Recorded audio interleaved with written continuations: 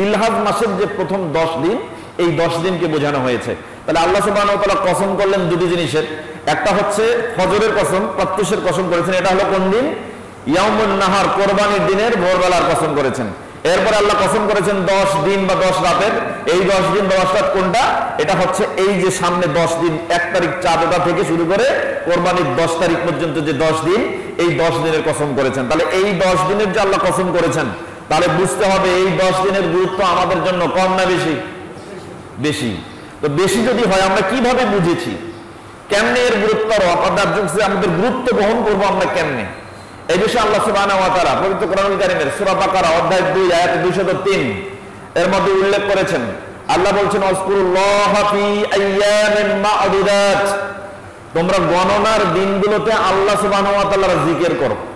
গণনার দিন বলতে কোন দিন? এই কোন দিনকে আল্লাহর জিকির করব গণনা করে, এই বিষয়ে এই আয়াতের ব্যাখ্যা এসেছে আব্দুল্লাহ ইবনে আব্বাস রাদিয়াল্লাহু তাআলা আনহু থেকে, যেটা ইমাম বুখারী রাহিমাহুল্লাহ কিতাবুল ঈদাইন 2 ঈদ সংক্রান্ত একটি অধ্যায় রয়েছে, বাবু ফাজলিল আইয়ামিত তাশরিক, বাবু ফাজলিল আমালি ফি আইয়ামিত তাশরিক।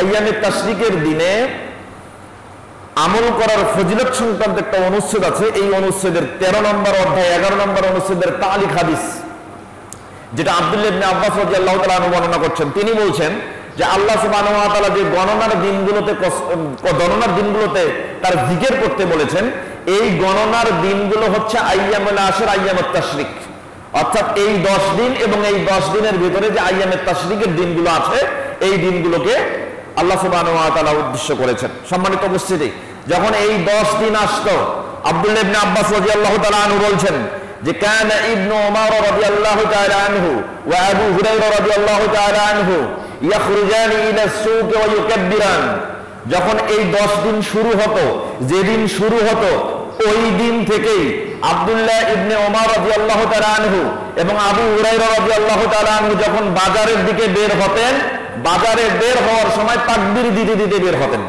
যখন তাকবীর দিতেন, ফায়ুকাব্বিরুন নাস বিতাকবীরিহিমা, লোকেরা তাদের তাকবীর শুনতো এবং তারাও তাদের দুজনের তাকবীরের সাথে তাকবীর ধ্বনি দিত। চিন্তা করেন কেন এই 2 দিনে এই দিনগুলোতে তাকবীর দিতেন, কি গুরুত্ব রয়েছে, কি ফজিলত রয়েছে।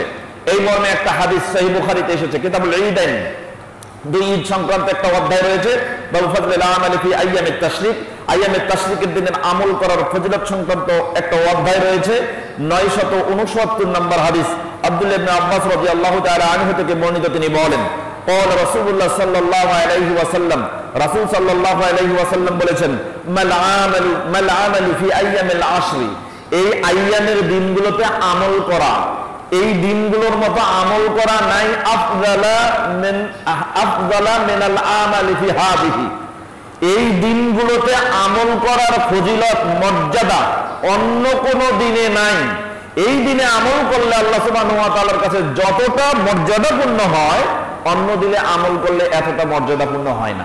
আল্লাহ নবী সাল্লাল্লাহু আলাইহি ওয়াসাল্লাম যখন এই কথাগুলো বলছিলেন, তখন সাহাবায়ে কেরাম বললেন ক্বালু ইয়া রাসূলুল্লাহ, আল্লাহর নবী ওয়ালাল জিহাদু ফি সাবিলিল্লাহ, আপনি যেভাবে বললেন তাহলে এই ক্ষেত্রে আল্লাহর রাস্তায় যুদ্ধ করা কি এর চাইতে উত্তম নয়?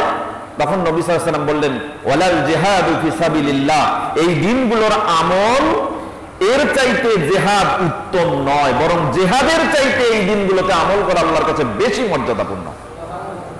সম্মানিত উপস্থিতি, শুধু আল্লাহ রাসূল সাল্লাল্লাহু আলাইহি ওয়াসাল্লাম বলেন ইল্লা রাজুলুন খরাজা ইউখাতিরু বিনফসিহি ওয়া মালিহি ওয়া লাম ইয়ারজি বিশাইয়্যিন মিনহা, তবে ওই ব্যক্তি ব্যতীত যে ব্যক্তি তার জীবন এবং সম্পদ নিয়ে আল্লাহর রাস্তায় বেরিয়ে পড়েছে, যুদ্ধ করেছে এবং যুদ্ধ করতে করতে তার মালও শেষ হয়ে গেছে, জীবনও চলে গেছে, ওই ব্যক্তি ছাড়া সাধারণভাবে জিহাদে অংশগ্রহণ করার চাইতে, ফজিলত লাভ করার চাইতে এই 10 দিনের আমল আল্লাহর কাছে বেশি ফজিলতপূর্ণ।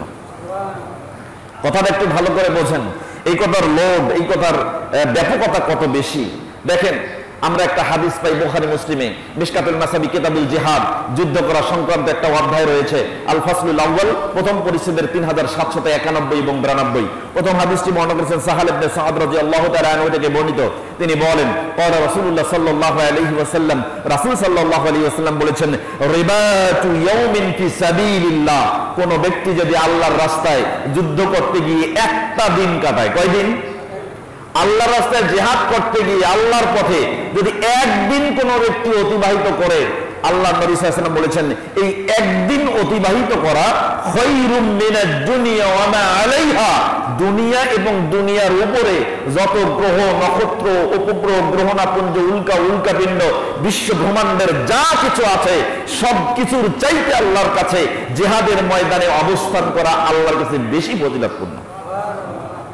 চিন্তা করেন, সবথেকে বেশি উত্তম হয় একদিন যদি জিহাদের ময়দানে অবস্থান করেন, সেটা এই দুনিয়া এবং দুনিয়ার উপরে যা কিছু আছে সবকিছু থেকে আল্লাহর কাছে উত্তম হয়ে যায়। এরপরে হাদিস আনাস বিন মালিক রাদিয়াল্লাহু তাআলা আনহু থেকে বর্ণিত, তিনি বলেন রাসূল সাল্লাল্লাহু আলাইহি ওয়াসাল্লাম বলেছেন, লা গাজওয়াতুন ফি সাবিলিল্লাহ রাউহা, কোন ব্যক্তি যদি সকালের কোনো অংশ অথবা রাতের কোনো অংশ আল্লাহর রাস্তায় যুদ্ধ করতে গিয়ে অতিবাহিত করে, আল্লাহর রাস্তায় সময় কাটিয়ে দেয় সকালের কোনো অংশে অথবা দিনের কোনো রাতের কোনো অংশে, রাসূল সাল্লাল্লাহু আলাইহি ওয়াসাল্লাম বলেছেন এই অংশটা কাটিয়ে দেওয়া খায়রুম মিনাদ দুনিয়া ওয়া মা ফিহা, দুনিয়া এবং দুনিয়ার ভিতরে যা কিছু আছে এই সময়টা সবকিছু থেকে আল্লাহর কাছে বেশি প্রিয় হয়ে যায়। চিন্তা করেন, আমি বোঝাতে চাচ্ছিলাম জিহাদের ময়দানে আল্লাহর রাস্তায় একটা সময় কাটিয়ে দিলে, যদি দিনের বেলা একটা সময় অথবা রাতের বেলা একটা সময় কাটিয়ে দেন, সেটা আল্লাহ সুবহানাহু ওয়া তাআলার কাছে এই দুনিয়া এবং দুনিয়ার অভ্যন্তরে যা কিছু আছে সবকিছু থেকে যদি উত্তম হয়ে যায়, তাহলে এই 10 দিনের আমল জিহাদে অবস্থান করার চাইতেও আল্লাহর কাছে বেশি প্রিয়। তাহলে এর গুরুত্ব কত বেশি হবে, কত বেশি হবে। এজন্য আমাদের নবী মুহাম্মদ রাসূলুল্লাহ সাল্লাল্লাহু আলাইহি ওয়াসাল্লাম সহিহ জামিউস সগীরের 1133 নম্বর হাদিসের মধ্যে উল্লেখ করেছেন, ওয়াকালা আলবানী রাহিমাহুল্লাহ হাযা হাদিসুন ওয়া সানাদুহু সহিহুন, হাদিসটি এবং তার সনদ সহিহ। হাদিসটি বর্ণনা করেছেন জাবির ইবনে আব্দুল্লাহ রাদিয়াল্লাহু তাআলা আনহু থেকে বর্ণিত, তিনি বলেন রাসূল সাল্লাল্লাহু আলাইহি ওয়াসাল্লাম বলেছেন, আফদালু আইয়ামিদ দুনিয়া আইয়ামুল আশর, আল্লাহ নবী বলেছেন দুনিয়ার মধ্যে যত দিন আছে, যত দিন আপনি আমল করেছেন, যত দিন আপনি ইবাদত করেছেন, সব দিনের মধ্যে সবথেকে ফজিলতপূর্ণ দিন হচ্ছে এই 10 দিন। চিন্তা করছেন, কখনো ভাবছেন? কেউ তো জেহাদ করার কোনো আমরা সামর্থ্য অর্জন করি নাই, জেহাদের ময়দান দেখি নাই, জেহাদের ময়দানে যাওয়ার তামান্না আমাদের ভেতরে কতটুকু আছে আমরা জানি না, কিন্তু জেহাদের ময়দানে যাওয়ার চাইতে আল্লাহ সুবহানাহু ওয়া তাআলার কাছে যে দিনের আমলগুলো সবথেকে বেশি ফজিলতপূর্ণ, সেই 10 দিন আমরা সামনে পেয়েছি। আমরা কি প্রস্তুতি গ্রহণ করেছি? আমরা কি প্রস্তুতি নিয়েছি? আল্লাহ সুবহানাহু ওয়া তাআলা বলেছেন সূরা হজ অধ্যায় 22 আয়াত 28, আল্লাহ বলছেন ওয়াইয়াযকুরু ইসমাল্লাহ ফি আইয়ামিন মা'লুমাত, ফি আইয়ামিন মা'লুমাত। আল্লাহ সুবহানাহু ওয়া তাআলা বলেছেন নির্দিষ্ট দিনগুলোতে তোমরা আল্লাহ সুবহানাহু ওয়া তাআলার জিকির করবে। এই নির্দিষ্ট দিনগুলো কোন দিন, এই ব্যাপারে ব্যাখ্যা এসেছে। ইবনে হাজার আসকালানী রাহিমাহুল্লাহ এই আয়াতের ব্যাখ্যা করেছেন ফাতুল বারী 2 নম্বর খণ্ডের 458 নম্বর পৃষ্ঠা। সেখানে তিনি উল্লেখ করেছেন এই আইয়ামে মা'লুমাত এর দ্বারা বলা হচ্ছে আইয়ামুল আশর, এই 10 দিন, অর্থাৎ এই 10 দিন আল্লাহ সুবহানাহু ওয়া তাআলার স্পেসিফিক জিকির করার জন্য আল্লাহ সুবহানাহু ওয়া তাআলা আদেশ করেছেন। তাহলে এই দিনে আমরা কি জিকির করব? কি জিকির করব? জিকির কিন্তু একটা ব্যাপক শব্দ। জিকির বলতে শুধুমাত্র ফরজ সালাতের পরে অথবা নফল সালাতের পরে আপনি বসে বসে তাসবিহ পাঠ করলেন, এইটাকে জিকির বলে না। জিকির ব্যাপক একটি বিষয়। জিকির মানে সালাত, জিকির মানে দোয়া, জিকির মানে ইস্তেগফার, জিকির মানে আল্লাহর কাছে চাওয়া, জিকির মানে অনুতপ্ত হওয়া, জিকির মানে তওবা করা, জিকির মানে কোরআন তেলাওয়াত করা, জিকির মানে সালাত আদায় করা, জিকির মানে আল্লাহকে স্মরণ করার জন্য যে কোনো ইবাদতে ব্রতী হওয়া। এগুলো সব জিকিরের অন্তর্ভুক্ত। আমরা যে এই 10 দিন পেলাম, এই 10 দিনে যে আমরা অবস্থান করছি, এই 10 দিন যে আল্লাহ সুবহানাহু ওয়া তাআলার কাছে আমাদের অন্য দিনে ইবাদত করার চাইতে এই 10 দিনের ইবাদত সবথেকে ফজিলতপূর্ণ। তাই এই 10 দিনে আমরা কি রকম প্রস্তুতি গ্রহণ করেছি বলেন? কনফিউজ দাইসেলফ, নিজের দায় আপনি স্বীকার করে বিবেককে প্রশ্ন করে আপনি বলুন আপনি কতটা প্রস্তুতি অর্জন করেছেন, গ্রহণ করেছেন এই দিনগুলোকে অতিবাহিত করার জন্য। সম্মানিত উপস্থিতি, আল্লাহর নবী মুহাম্মদ রাসূলুল্লাহ মুসনাদে আহমদের 2 নম্বর খণ্ডের 75 নম্বর পৃষ্ঠায় একটা হাদিস এসেছে, যেটা সহিহ বুখারীতে তালিক হাদিস হিসেবে ইমাম বুখারী উল্লেখ করেছেন। এই হাদিসটি বর্ণনা করেছেন আব্দুল্লাহ ইবনে উমর রাদিয়াল্লাহু তাআলা আনহু থেকে বর্ণিত। তিনি বলেন ক্বালা রাসূলুল্লাহ সাল্লাল্লাহু আলাইহি ওয়াসাল্লাম, আল্লাহর নবী মুহাম্মদ রাসূলুল্লাহ সাল্লাল্লাহু আলাইহি ওয়াসাল্লাম বলেছেন, মা মিন আইয়ামিন মা মিন আইয়ামিন আ'জামু ইনদাল্লাহ, আল্লাহর নিকট কোনো দিন বড় বলে বিবেচিত হয়নি, আল্লাহর কাছে কোনোদিন মহান বলে বিবেচিত হয় নাই, আল্লাহর কাছে অন্য কোনো দিন এত মহানত্ব বহন করে এরকম পাওয়া যায় না। ওয়ালা আহাব্বু ইলাইহিল আমালু মিন আইয়ামিল মিন হাদিহিল আইয়াম, এবং আল্লাহ সুবহানাহু ওয়া তাআলার কাছে অন্য কোন দিনে আমল করা এত বেশি প্রিয় হয় না। আল্লাহ সুবহানাহু ওয়া তাআলার কাছে কোন দিনে আপনি আমল করে আল্লাহর প্রিয় ভাজন হবেন এটা আশা করা যায় না। তবে আল্লাহ সুবহানাহু ওয়া তাআলার কাছে কোন ব্যক্তি যদি এই 10 দিনে আমল করে তার এই 10 দিনের আমল আল্লাহর কাছে সবথেকে বেশি প্রিয় হয়ে যায়। এই 10 দিনের আমল আল্লাহর কাছে সবথেকে ব্যাপক বলে বিবেচিত হয়। এই 10 দিনের আমল অন্য দিনের আমলের চাইতে সবথেকে বড় বলে বিবেচিত হয়। চিন্তা করেন, আমরা কি এরকম কোন আমলের জন্য ব্রতী হয়েছি, অগ্রগামী হয়েছি, অগ্রসর হয়েছি, প্রস্তুতি গ্রহণ করেছি? নিজের দাঁত বিবেককে প্রশ্ন করেন। সম্মানিত উপস্থিতি, এজন্য রাসূল সাল্লাল্লাহু আলাইহি ওয়াসাল্লাম বলেছেন, ফালইয়াকসিরু, তোমাদের উচিত ফাকসিরু মিন আত-তাহলিল ওয়াত-তাকবীর ওয়াত-তাসবিহ ওয়াত-তামহিদ, অতএব তোমরা এই দিনগুলোতে বেশি বেশি করে আল্লাহ সুবহানাহু ওয়া তাআলার তাসবিহ, তাহলিল, তাহমিদ, তাকবীর এগুলো পাঠ করো, বেশি বেশি করে এগুলো বলো এবং আল্লাহ সুবহানাহু ওয়া তাআলাকে স্মরণ করো, আল্লাহর জিকির করো। এইজন্য আমরা পাই আহকামুল ঈদাইনের 54 নম্বর পৃষ্ঠার মধ্যে এসেছে যে অনেক তাবিঈ তারা যেভাবে সালাফদের বহু সংখ্যক আলেম যেভাবে এই দিনগুলোকে অতিবাহিত করতেন, আমল করতেন, তার নমুনা স্বরূপ আমরা এখানে কিছু দেখতে পাই। সেগুলো উল্লেখ করেছেন সাঈদ ইবনে জুবাইর রাহিমাহুল্লাহ, আব্দুর রহমান ইবনে আবি লায়ালি, মুজাহিদ রাহিমাহুল্লাহ সহ অসংখ্য তাবাঈ। তারা বলছেন যে রাআইনা সালাফ, আমরা আমাদের সালাফদেরকে দেখেছি, ওয়া রাআইনাল ফুকাহা মিন ক্বাবলিনা, আমাদের পূর্বে যা ফুকাহারা ছিলেন, ফকিহরা ছিলেন, আমরা তাদেরকে দেখেছি তারা কি করেছিল, এই দিনগুলোতে বেশি বেশি করে প্রথম দিন থেকে তাকবীর পড়েছিল, আল্লাহু আকবার, আল্লাহু আকবার, লা ইলাহা ইল্লাল্লাহ, আল্লাহু আকবার, আল্লাহু আকবার, ওয়ালিল্লাহিল হামদ। এই তাকবীর কোন দিন পড়ি বলেন তো? কোন দিন পড়ি? কোন দিন? ঈদের দিন। আর পড়া লাগবে না? ঈদের দিনের জন্য খাস না, এই দিনেও পড়তে হবে? তো সালাফরা পড়েছেন, ফকিহরা, পূর্ববর্তী ফকিহরা পড়েছেন, আলেম ওলামারা পড়েছেন এবং তাবি থেকে আমরা এই আমলগুলো পাই, সাহাবা ইকরাম থেকে এই আমলগুলো পাই। সুতরাং আমরাও শুরু করব, যেদিন চাঁদ উদয় হয়েছে সেই দিন থেকে আমরা শুরু করব। যদিও আমরা এই 2 দিন পড়তে পারি নাই, আজ থেকে আমরা পড়বো তো ইনশাআল্লাহ।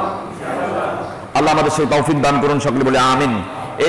এই 10 দিনে আপনারা বেশি বেশি করে সালাত আদায় করার চেষ্টা করবেন।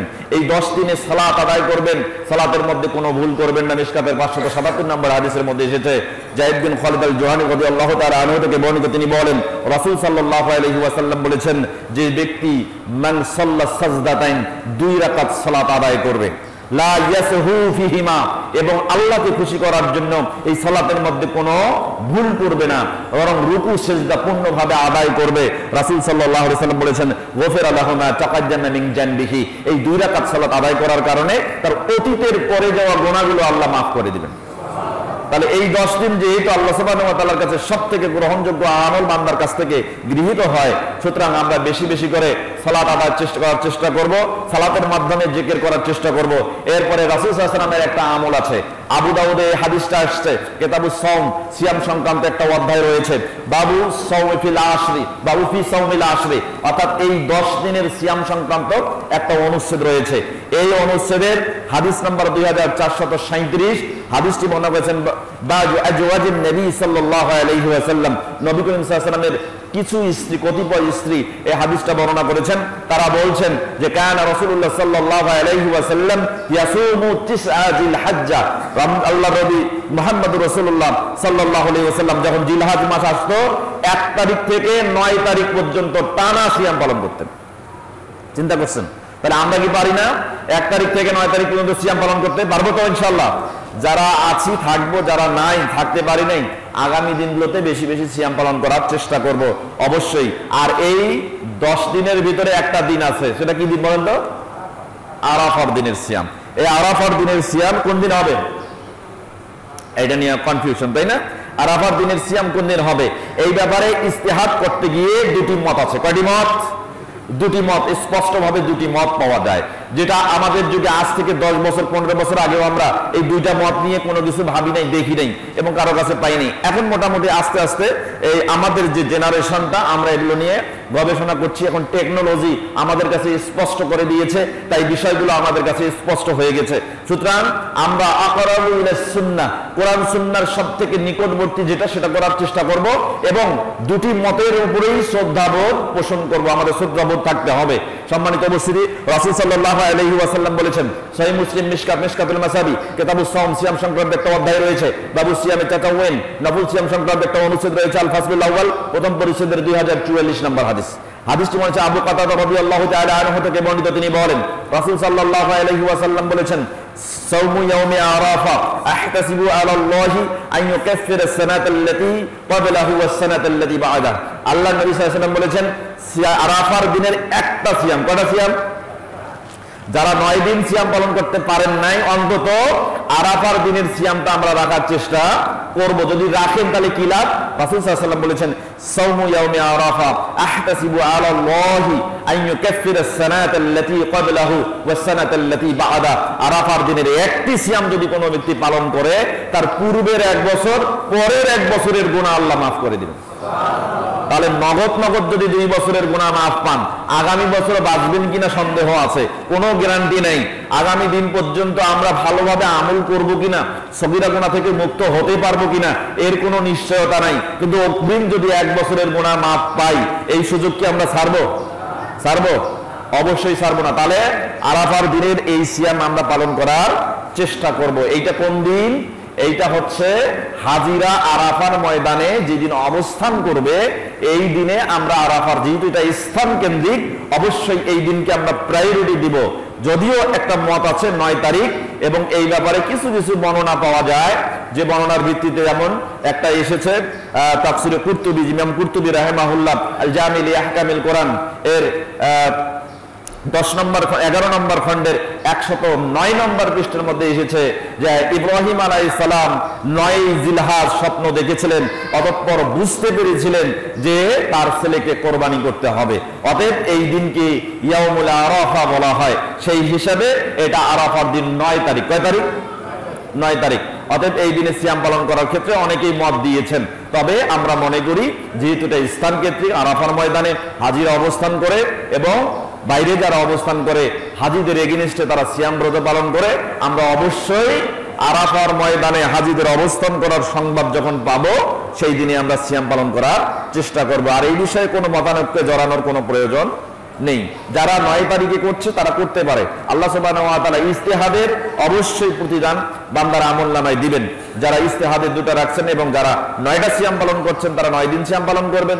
কনফিউশন একেবারে দূর হয়ে যাবে ইনশাআল্লাহ, কোনো সমস্যা নেই। তবে আকরাবু ইলাস সুন্নাহ, সুন্নাহর সবথেকে নিকটবর্তী হচ্ছে, আমি যেটা মনে করি সেটা হচ্ছে, আমরা 9 তারিখ বিবেচনা না করে আরাফার ময়দানে হাজিদের অবস্থানের ভিত্তিতে আমরা আমাদের দেশে সিয়াম ব্রত পালন করার চেষ্টা করব। আল্লাহ সুবহানাহু ওয়া তাআলা তিনি সর্বাধিজ্ঞাত, আল্লাহ তাআলা আলাম। সম্মানিত উপস্থিতি, অতএব আরাফা নিয়ে আমাদের এই 9 দিনের যে আমল আছে, সেই আমলের সাথে সেটাকে সম্পৃক্ত করে আমরা এই 10 দিনে আল্লাহ সুবহানাহু ওয়া তাআলার কাছে সবথেকে প্রিয় হওয়ার জন্য আল্লাহর জিকিরে রত থাকবো। আল্লাহ আমাদের সেই তৌফিক দান করুন, সকলে বলে আমিন। এবার আসেন, কতদিনে আমরা কোরবানির বিষয়ে কিছু টাচ দিয়েছি, কোরবানির ইতিহাস বলেছি। আগামী দিনে কিন্তু আমরা আরেকটা জুমা পাবো। সেই জুমায় আমরা কোরবানি বস্তু কিভাবে বন্টন করতে হয়, কোরবানি কিভাবে করতে হয়, কোন কোন কারণে কোরবানি বাতিল হয়, কোরবানি কখন করতে হবে, কোন সময়ে করতে হবে, কাদের কাদের খাওয়াতে হবে, কোন স্থানে কোরবানি করতে হবে এবং গোশতের বন্টন ব্যবস্থাপনা কেমন হবে, ঠিক সবগুলো জবেহ করার পদ্ধতি, কতটা রগ কাটতে হবে এবং গরু জবেহ করার ক্ষেত্রে কতটুকু পরিমাণ ছুরি চালালে জবেহ বৈধ হবে, চুলচেরা বিশ্লেষণ করে কোরআন হাদিসের আলোকে আমরা বিষয়গুলো উপস্থাপন করার চেষ্টা করবো আগামী দিনে, যেহেতু একটা জুমা আমরা সময় পাবো। তবে আজকের দিনে কোরবানির জন্য যে প্রিপারেশন যেটা আছে, সেই বিষয়ে যে বিষয়গুলো আলোচনা করা দরকার, সেই বিষয়গুলো আমরা আলোচনা করার চেষ্টা করব। প্রথম কথা হচ্ছে, কোরবানি আপনি নিজে যদি সামর্থ্যবান হন, তাহলে আপনার নিজের এবং নিজের পরিবারের পক্ষ থেকে কয়টা কোরবানি করবেন? কয়টা? একটা। তাহলে নিজের যদি সামর্থ্য থাকে, কারণ আপনার কোরবানি কার জন্য? সূরা আনাম অধ্যায় 6 আয়াত 162 আল্লাহ সুবহানাহু ওয়া তাআলা বলছেন নবীকে, নবী আপনি বলুন, কুল ইন্না সালাতি ওয়া নুসুকি ওয়া মাহইয়ায়া ওয়া মামাতি লিল্লাহি রাব্বিল আলামিন। আল্লাহ সুবহানাহু ওয়া তাআলা বলছেন আপনি বলুন, আপনার ইন্না সালাতি, আপনার সালাত, আপনার কুরবানি, আপনার জীবন, আপনার মরণ সব কার জন্য? কার জন্য? আল্লাহ সুবহানাহু ওয়া তাআলার জন্য। আল্লাহর জন্য করবেন। অতএব কত টাকা দিয়ে করবেন এটা হিসাব করতে যাবেন না, কত টাকা হলে লস হবে এটা হিসাব করতে পারবেন না, কত টাকা হইলে বেশি গরু কেনা যাবে এই জন্য নিজের কম আরেকজনকে নিয়ে বেশি টাকা দিয়ে বড় গরু কোরবানি করে বেশি রক্ত প্রবাহিত করবেন এটা চিন্তা করবেন না, বরং খুশি করবেন কাকে? আর খুশি করার জন্য কি লাগে? টাকা লাগে, কি লাগে? পয়সা লাগে, যশ খ্যাতি লাগে, কি লাগে? তাকওয়া। এই জন্য আল্লাহ সুবহানাহু ওয়া তাআলা বলছেন সূরা হাজ অধ্যায় 22 আয়াত 37, লা ইয়ানালুল্লাহু লুহুমুহা ওয়ালা দিমাউহা ওয়ালাকিন ইয়ানালুহুত তাকওয়া মিনকুম। আল্লাহ সুবহানাহু ওয়া তাআলার কাছে তোমার কুরবানির গরুর কোনোটাই পৌঁছে না, কুরবানির পশুর কোনোটাই পৌঁছে না, না রক্ত পৌঁছে না গোশত পৌঁছে, বরং তার কাছে যেটা পৌঁছে সেটা কি পৌঁছে? তাকওয়া। মিশকাতুল মাসাবির 4959 নম্বর হাদিসের আগে আমি বলেছিলাম আল্লাহ সুবহানাহু ওয়া তাআলা নবী মুহাম্মদ রাসূলুল্লাহ সাল্লাল্লাহু আলাইহি ওয়াসাল্লাম তাকওয়া কোথায় থাকে বলেন তো? কোথায়? তিনি বলেছেন আত্তাকওয়া হাহুনা, আত্তাকওয়া হাহুনা, আত্তাকওয়া হাহুনা, ইউশিরু ইলা সাদরিহি সালাসা মিরারান। আল্লাহর নবী তিনবার ইশারা করে তার বক্ষকে ইঙ্গিত করে বলেছেন আত্তাকওয়া হাহুনা, আত্তাকওয়া হাহুনা, আত্তাকওয়া হাহুনা। তাকওয়া থাকে এখানে, তাকওয়া থাকে এখানে, তাকওয়া থাকে এখানে, তিনবার ইঙ্গিত করেছেন। তার মানে তাকওয়া কোথায় আছে? তাহলে এইটাকে ঠিক করেন। কোরবানির জন্য এটা যদি ঠিক হয় তাহলে গোটা বডি ঠিক হয়ে যাবে।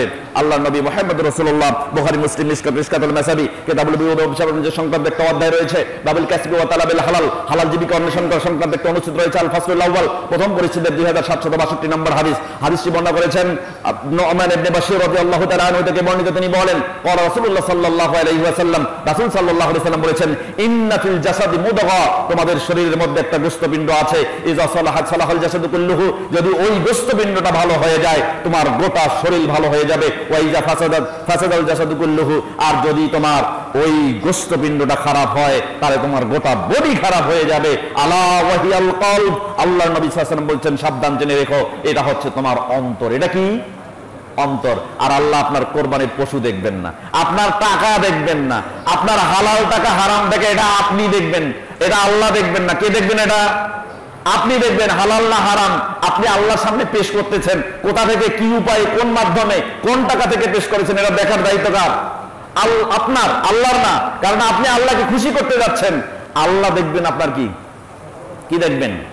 মিশকাতুল মাসাবি, বুখারী মুসলিমে হাদিসটা আসছে, মিশকাতুল মাসাবি কিতাবুর রিকাক, মর্মস্পর্শী হাদিস বর্ণনা করা সংক্রান্ত একটি অধ্যায় রয়েছে। বাবুর রিয়া ওয়াস সামা, লোক দেখা, লোক শোনানো, আমল করা সংক্রান্ত একটি অনুচ্ছেদ রয়েছে আল ফাসলুল আউয়াল, প্রথম পরিচ্ছেদের 5314 নম্বর হাদিস। আবু হুরায়রা রাদিয়াল্লাহু তাআলা আনহু থেকে বর্ণিত, তিনি বলেন ক্বালা রাসূলুল্লাহ সাল্লাল্লাহু আলাইহি ওয়াসাল্লাম, রাসূল সাল্লাল্লাহু আলাইহি ওয়াসাল্লাম বলেছেন ইন্নাল্লাহা লা ইয়ানজুরু ইলা সুওয়ারিকুম, আল্লাহ তোমাদের চেহারার দিকে তাকাবেন না, আল্লাহ তোমাদের চেহারার দিকে তাকাবেন না, ওয়ালা আমওয়ালিকুম, তোমাদের সম্পদের দিকে তাকাবেন না, কে কত সম্পদ ব্যয় করে, কত বড় কোরবানি করছেন এইটা আল্লাহ দেখবেন না, ওয়ালাকিন ইয়ানজুরু ইলা কুলুবিকুম, বরং আল্লাহ যেদিকে তাকাবেন সেটা হচ্ছে তোমাদের অন্তর, তোমাদের অন্তর। তাহলে অন্তর থেকে আল্লাহ সুবহানাহু ওয়া তাআলার জন্য কি পেশ করছেন সেটা আপনাকে বিবেচনা করতে হবে।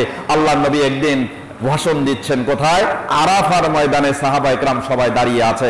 ঘটনা এসেছে আবু দাউদে মিশকাতুল মাসাবি কিতাবুল সালাত, সালাত সংক্রান্ত একটি অধ্যায় রয়েছে। বাউফিল উযহিয়া, কুরবানি করা সংক্রান্ত একটি অনুচ্ছেদ রয়েছে আল ফাসলুস সানি, দ্বিতীয় পরিচ্ছেদের 1478 নম্বর হাদিস।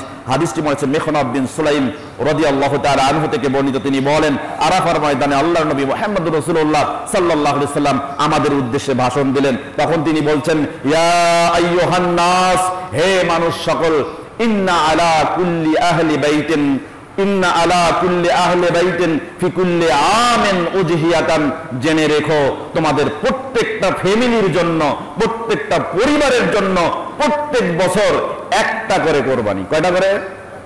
কয়টা করে? তাহলে পরিবার থেকে, পরিবারের পক্ষ থেকে নিশ্চিত হওয়া গেল কোরবানি কয়টা? একটা। আপনার যদি সামর্থ্য থাকে আপনি রাজস্থান থেকে একটা উট নিয়ে এসে কোরবানি করেন। যদি এর থেকে সামর্থ্য কম থাকে তাহলে আপনি গরু কোরবানি করেন। এর থেকে সামর্থ্য কম থাকে দুম্বা কোরবানি করেন। এর থেকে সামর্থ্য কম থাকে ছাগল কোরবানি করেন। এর থেকে সামর্থ্য নাই কোরবানি করার দরকার আছে? বলেন, এর থেকে সামর্থ্য নেই, কোরবানি করার দরকার আছে? মনের যে লালসা, মনের যে ইচ্ছা, মনের যে একটা আকস্মিক মানে দুনিয়াবি একটা টান, এইটাকেই কোরবানি দেন, এটাই কোরবানি। কথা কি বুঝতে পারছেন?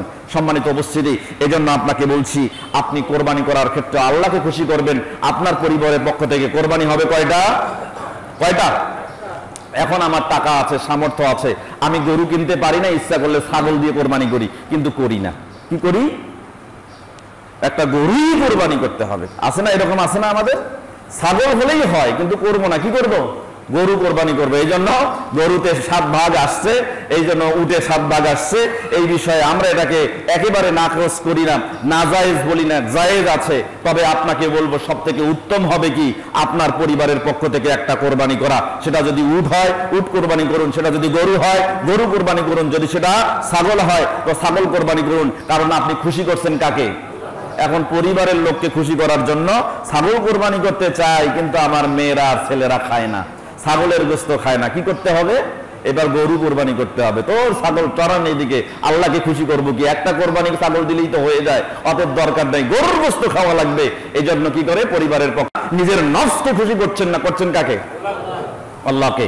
সম্মানিত উপস্থিতি, আমি হাদিসগুলো একটু বিশ্লেষণ করতে চাই। সহিহ মুসলিমে হাদিস আসছে 7টি হাদিস আসছে। গরুতে 7 জন, উটে 7 জন, এই বিষয়ে হাদিস বর্ণনা করেছেন জাবির রাদিয়াল্লাহু তাআলা আনহু। যেহেতু হাদিসগুলোর সবটাই সফর কেন্দ্রিক, সফরের সাথে সংশ্লিষ্ট। এরপরে এই 7টা হাদিসের মধ্যে একটা হুদাইবিয়া সন্ধি সময়, যখন হুদাইবিয়ার সফরে ছিলেন আল্লাহর নবী মুহাম্মদ রাসূলুল্লাহ, তখন তিনি অনুমতি দিয়েছিলেন 7 জনে একটা গরু, 7 জনে একটা উট। এরপরে 6টা হাদিস পাওয়া যায় হজের সফরের ক্ষেত্রে আল্লাহর নবী মুহাম্মদ রাসূলুল্লাহ সাল্লাল্লাহু আলাইহি ওয়াসাল্লাম একটা গরু বা একটা উটের মধ্যে 7 জনকে অংশগ্রহণ করার সুযোগ দিয়েছিলেন, অনুমতি দিয়েছিলেন। তাহলে সহিহ মুসলিমের 7টা হাদিস সবগুলো সফর রিলেটেড। সহিহ বুখারীতে হাদিস পাওয়া যায় একটা, বর্ণনা করেছেন আনাস বিন মালিক রাদিয়াল্লাহু তাআলা আনহু, এই হাদিসটাও সফরের সাথে সম্পৃক্ত। এরপরে তিরমিজিতে হাদিস পাওয়া যায় 3টা, বর্ণনাকারী 3 জন। প্রথম হাদিস বর্ণনা করেছেন আলী ইবনে আবি তালিব রাদিয়াল্লাহু তাআলা আনহু, জাবির রাদিয়াল্লাহু তাআলা আনহু, আব্দুল্লাহ ইবনে আব্বাস রাদিয়াল্লাহু তাআলা আনহু।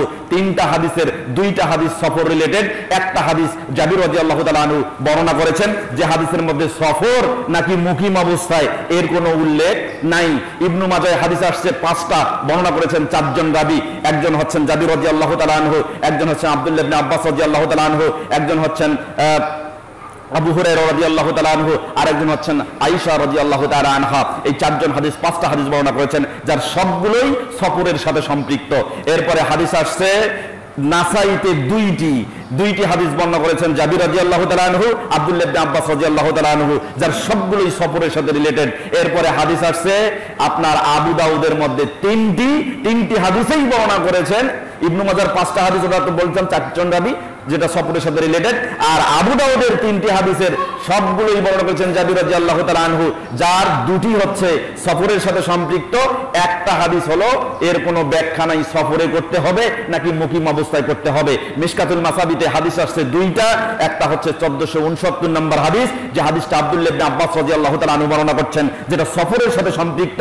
আর একটা হাদিস বর্ণনা করেছেন 1458 নম্বর হাদিস, যেটা জাবির রাদিয়াল্লাহু তাআলা আনহু বর্ণনা করছেন, যে হাদিসের মধ্যে আল্লাহর নবী মুহাম্মদ রাসূলুল্লাহ সাল্লাল্লাহু আলাইহি ওয়াসাল্লাম বলেছেন আল বাকারাতু আন সাবাতিন ওয়াল জাজুরু আন সাবাতিন, একটা গরুতে 7 জন, একটা উটে 7 জন।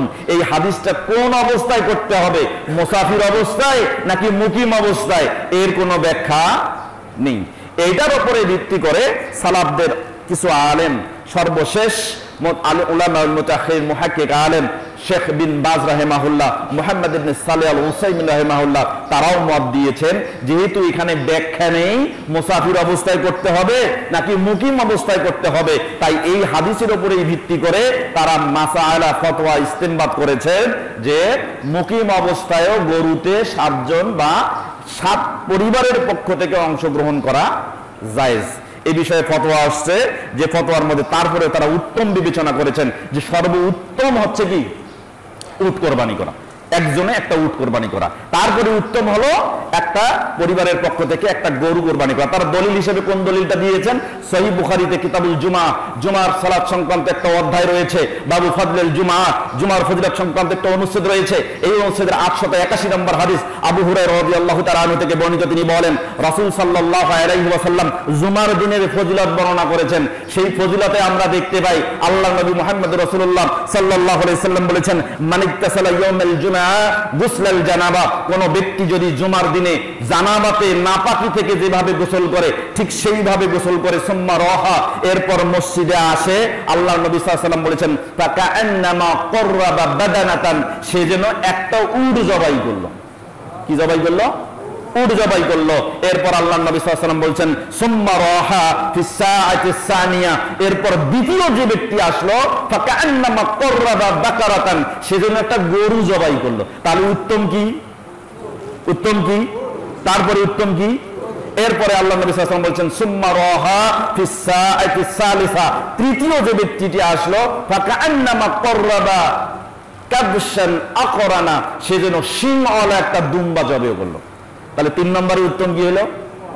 তাহলে বোঝাই যাচ্ছে এই হাদিস থেকে সব থেকে গরুর উপরে উট জবাই করা হচ্ছে উত্তম, তারপরে হচ্ছে গরু জবাই করা, তারপরে হচ্ছে ছাগল জবাই করা। তাহলে আমরা অবশ্যই এই বিবেচনা করে, অবশ্যই তারা বলছেন মুহাম্মদ ইবনে সালেহ আল উসাইমিন রাহিমাহুল্লাহ ফতোয়া আল-লাজনা আদ-দাইমা 11 নম্বর খণ্ডের 398 নম্বর পৃষ্ঠার মধ্যে ফতোয়া এসেছে। তিনি বলছেন যে আফদালুল আদাহি, আফদালুল আজাহি, সবথেকে উত্তম জবে হচ্ছে ওয়াল ইবলুন, উট, উট জবাই করা। সুম্মাল বাকারু, যদি উট সামর্থ্য না পায় এরপরে হচ্ছে বাকারু মানে গরু।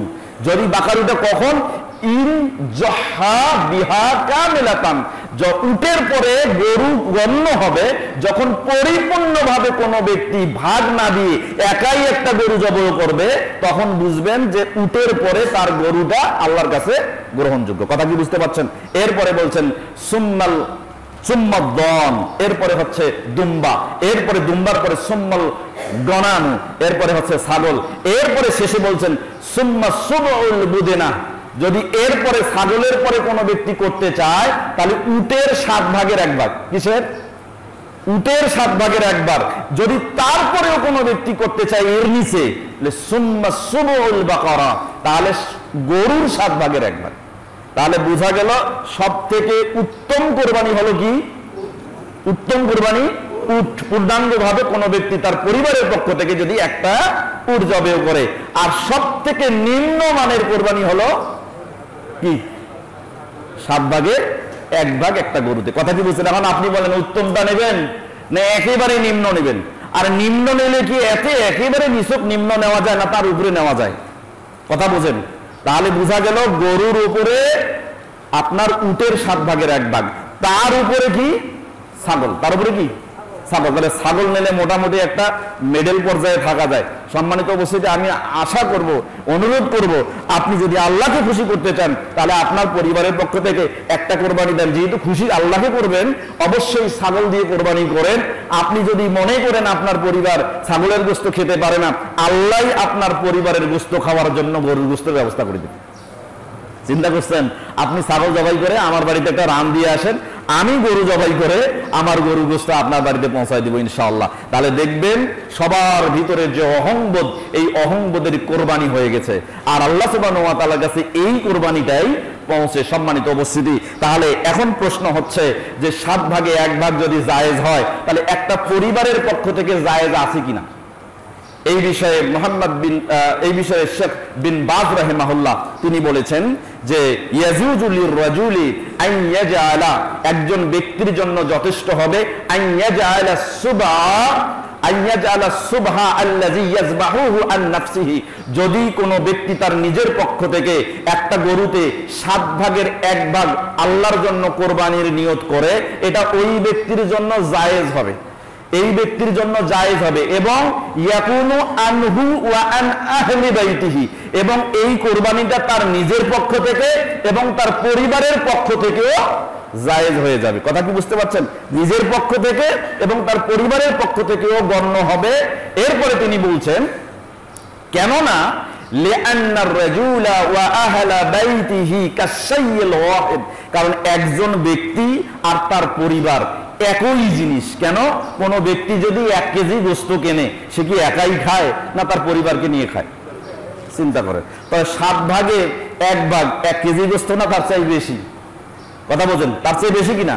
তা আমরা জবাই করার সময় বলি আল্লাহুম্মা তাকাব্বাল মিন্নি ওয়া মিন আহলি বাইতি। তাহলে এইটা যদি 10 জনে মিলে করে, 7 জনে মিলে করে, তাহলে সেই ক্ষেত্রেও তারা বলে আল্লাহুম্মা তাকাব্বাল মিন্না ওয়া মিন আহলি বাইতিনা। সুতরাং বোঝা যাচ্ছে একজন ব্যক্তি তার পরিবারে একই জিনিস। তাই তিনি বলছেন যে অতএব আমি মনে করি না আমি মনে করি না বাআসান ফি যালিক, এর মধ্যে কোনো সমস্যা আছে। অতএব একজন ব্যক্তি তার পক্ষ থেকে যদি 7 ভাগে 1 ভাগ কোরবানি করতে অংশগ্রহণ করে, তাহলে সেটা তার পক্ষ থেকে, তার পরিবারের পক্ষ থেকে যথেষ্ট হবে, এ বলে তিনি মাসলা ফতোয়া দিয়েছেন। আল্লাহু তাআলা আলাম। তবে আমরা চেষ্টা করব আকরাবু ইলা সুন্নাহর নিকটবর্তী হয়ে রাসূল সাল্লাল্লাহু আলাইহি ওয়াসাল্লামের নির্দেশনা মোতাবেক। আল্লাহর নবী সাল্লাল্লাহু আলাইহি ওয়াসাল্লাম তার সামর্থ্য ছিল না, অথচ তিনি কোনো বছর কোরবানি বাদ দেন নাই, এবং প্রতি বছরে তিনি ভাগা দিয়েছিলেন, দেন নাই, মর্মে কোনো প্রমাণ পাওয়া যায় না। তিনি একাই 2টা জোড়া খাসি কোরবানি করেছেন, জোড়া ছাগল কোরবানি করেছেন, মর্মে বর্ণনা পাওয়া যায় অনেক। অতএব আমরা চেষ্টা করব রাসূল সাল্লাল্লাহু আলাইহি সাল্লামের সুন্নাহর অনুসরণ করে নিজের পরিবারের পক্ষ থেকে একটা গরু, একটা ছাগল, অথবা একটা উট, একটা দুম্বা, একটা ভেড়া, যেটা যে যেমন সামর্থ্য পারি আমরা সেইভাবে কোরবানি করার চেষ্টা করব, শুধুমাত্র আল্লাহকে খুশি করার জন্য। কারণ আমাদের কোরবানির নিমিত্ত হচ্ছে আল্লাহ সুবহানাহু ওয়া তাআলাকে খুশি করা। কোরবানি পশু ক্রয় করার ক্ষেত্রে গতদিনে আমি একটা হাদিস বলেছিলাম, হাদিসটা আপনাদের মনে আছে মনে হয়, যে সমস্ত ত্রুটি বিচ্যুতি থেকে রক্ষা করা আমাদের জন্য, আমাদের নিজেদেরকে জরুরি। অবশ্যই কোরবানির পশু ক্রয় করার ক্ষেত্রে যে ত্রুটিগুলো আছে এগুলো দেখে বিবেচনা করে সুন্দর সুঠাম দেহের অধিকারী স্বাস্থ্যবান পশুকে আমরা আল্লাহ সুবহানাহু ওয়া তাআলা নিমিত্তে কোরবানির জন্য মনোনয়ন দেওয়ার চেষ্টা করব। এই ক্ষেত্রে টাকা একটু বেশি লাগলেও সমস্যা নেই। টাকা বাঁচানোর জন্য 200, 100, 1000, 1500 টাকা বাঁচানোর জন্য আপনারা এত কৃপণতা করবেন না। অবশ্যই বর্তমান বাজারে কোরবানির মূল্য অনেক বেশি। আমরা চেষ্টা করব 2-1000 টাকা বেশি হলেও একটা ভালো পশুকে নির্বাচন করে আল্লাহর জন্য আমরা কোরবানির ব্যবস্থা করব। সম্মানিত উপস্থিতি, মুয়াত্তা মালিক, আবু দাউদ, নাসাই, তিরমিজি, ইবনে মাজাহ, দারিমি, দারেকুতনি, বাইহাকি এবং মিশকাত, 11টা হাদিসের কিতাবে হাদিসটা আসছে। মিশকাতুল মাসাবি, কিতাবুস সালাত, সালাত সংক্রান্ত একটা অধ্যায় রয়েছে, বাবু ফিল ওযহিয়া, কোরবানি করা সংক্রান্ত একটা অনুচ্ছেদ রয়েছে, আল ফাসলুস সানি, দ্বিতীয় পরিচ্ছেদের 1465 নম্বর হাদিস। বারা ইবনে আযিব রাদিয়াল্লাহু তাআলা আনহু থেকে বর্ণিত, তিনি বলেন রাসূল সাল্লাল্লাহু আলাইহি সাল্লামকে জিজ্ঞাসা করা হলো, মাজা ইউতকা মিনাল জাহায়া, কোন কোন কোরবানির পশু থেকে আমরা নিজেদেরকে বাঁচিয়ে রাখবো, বিরত রাখবো? আল্লাহ নবী সাল্লাল্লাহু আলাইহি ওয়াসাল্লাম আশারা বিয়াদিহি আরবান, আল্লাহ নবী সাল্লাল্লাহু আলাইহি সাল্লাম হাত দিয়ে ইশারা করে ক্বালা আরবান, তিনি বললেন যে 4 শ্রেণীর পশু থেকে তোমাদের বিরত থাকতে হবে। 1, আল আরজাউল বাইয়িনু জালুহা, ওই পশু যে পশুটা স্পষ্ট খুঁড়িয়ে খুঁড়িয়ে হাঁটে, অর্থাৎ পা ভাঙ্গা, হাত ভাঙ্গা, খোরা, এই গরু থেকে আমাদেরকে বিরত থাকতে হবে। এরপরে আল্লাহ নবী সাল্লাল্লাহু আলাইহি ওয়াসাল্লাম বলছেন ওয়াল আওরাউল বাইয়িনু আওয়ারুহা, ওই পশু যে স্পষ্ট চোখে দেখে না। কি দেখে না? চোখে দেখে না, অর্থাৎ কানা, যে রাত কানা, দিন কানা, এরকম কানা পশু অনেক আছে, যে পশুগুলো থেকে আমাদেরকে বিরত রাখতে হবে। এরপরে আল্লাহ নবী সাল্লাল্লাহু আলাইহি ওয়াসাল্লাম বলছেন আল মারিজাতুল বাইয়িনু মারাদুহা, ওই পশু থেকে যে পশুর স্পষ্ট রোগ বাইরে থেকে দেখা যায়, এই রোগগুলো থেকে আমাদের পশু কেনা থেকে বিরত থাকতে হবে। এরপরে আল্লাহ নবী সাল্লাল্লাহু আলাইহি ওয়াসাল্লাম বলছেন আল আসফাউল্লাতী লা তানকা, আল্লাহ নবী সাল্লাল্লাহু আলাইহি ওয়াসাল্লাম বলছেন ওই গরু কেনা থেকে আপনাদেরকে বিরত রাখতে হবে যে গরুর স্পষ্ট একেবারে হাড় হাড্ডি বের হয়ে গেছে, গায়ে গোশত দেখা যায় না, হাঁটলে মনে হয় যে পড়ে যাবে, এরকম অবস্থা, দুর্বল গরু, এই গরুকে আপনি অবশ্যই মনোনয়ন দিবেন না। এর ছাড়া যেগুলো নিয়ম আছে তার মধ্যে আরেকটা হাদিস ইবনে মাজাহর মধ্যে 3143 নম্বর হাদিসের মধ্যে এসেছে, আলী রাদিয়াল্লাহু তাআলা আনহু বলছেন যে আমারানা রাসূলুল্লাহ সাল্লাল্লাহু আলাইহি ওয়াসাল্লাম আন নাস্তাশরিফাল আইনা ওয়াল উযুনা, আল্লাহ নবী সাল্লাল্লাহু আলাইহি ওয়াসাল্লাম পশু ক্রয়ের ক্ষেত্রে আমাদেরকে এই দুইটা জিনিস দেখতে বলেছেন। একটা হলো আইনান মানে কি? চোখ, চোখ আমরা দেখবো। আরেকটা হচ্ছে কান, অনেক সময় দেখা যায় কান ছিদ্র, কান কাটা, এগুলো থেকে আমাদেরকে বিরত থাকতে হবে। আর ছাড়াও ফিকহি মতবাদে এসেছে, যেটা ফিকুল মুয়াসসারের 190 থেকে 95 নম্বর পৃষ্ঠার মধ্যে ওখানে উল্লেখ করা হয়েছে যে আপনারা পশু কেনার ক্ষেত্রে অনেক সময় দেখা যান যে নিচের পাটি বা সম্পূর্ণ দাঁতগুলো পড়ে গেছে, গরু আর চিবাতে পারে না, খেতে পারে না, এই গরুগুলো কিন্তু সন্দেহ আছে। বর্তমান সময়ে দেখবেন কৃত্রিম প্রজনন পদ্ধতির যে গরুগুলো আছে, বিশেষ করে এই গরুগুলো মোটা তাজন করা হয়, বিফ ফেটারিং নামে একটা সিস্টেম আছে যে লাইভ স্টক যারা করেন তারা দেখবেন যে বিফ ফেটারিং এ দেখা যাচ্ছে যে গরুকে মোটা তাজা করানোর জন্য কিডনিকে ড্যামেজ করে দেওয়া হয় এবং কতগুলো ইনজেকশন পুশ করার মাধ্যমে তাদের গোশতকে ফোলানো হয়। এখন দেখা যাচ্ছে যে মুরগির ব্রয়লারের খাবার খেয়ে গরুকে মোটা তাজাকরণ করা হয়। যারা গরুতে ভালো চেনেন, ভালো বুঝেন, গরু বিষয়ে স্পেশালিস্ট, তারা অবশ্যই গরু কেনার ক্ষেত্রে তাদের সাহায্য সহযোগিতা নিয়ে গরু কেনার চেষ্টা করবেন, পশু কেনার চেষ্টা করবেন। আল্লাহ সুবহানাহু ওয়া তাআলা আমাদের এই সাময়িক দোষ ত্রুটিগুলো থেকে বিরত থাকার তৌফিক দান করুন এবং পশু নির্বাচনের ক্ষেত্রে আল্লাহ সুবহানাহু ওয়া তাআলা খুশি করার জন্য নিখুঁত পশু নির্বাচনে আমাদেরকে সাহায্য করুন। সকলে বলি আমিন।